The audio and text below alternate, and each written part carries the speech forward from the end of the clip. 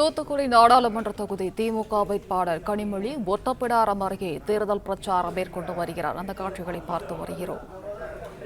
உருவாக வேண்டும், அது இந்தியா கூட்டணி ஆட்சி என்ற ஒன்றுதான் இந்த நாட்டின் மக்களை பாதுகாக்கும் என்பதை நாம் புரிந்து கொள்ள வேண்டும். அப்படி பாதுகாக்கக்கூடிய ஆட்சியை நாம் அங்கே உருவாக்க வேண்டும். இப்ப கேஸ் சிலிண்டர் விலை 1000 எவ்வளோ?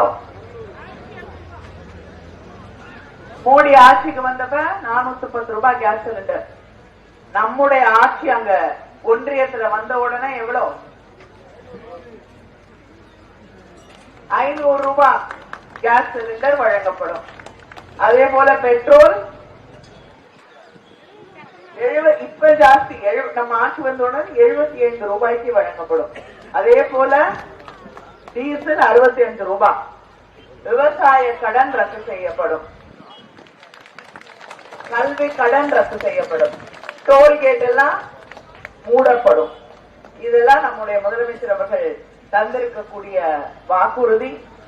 இவற்றையெல்லாம் நாங்கள் நிறைவேற்ற வேண்டும் என்றால் நீங்க என்ன பண்ணணும்?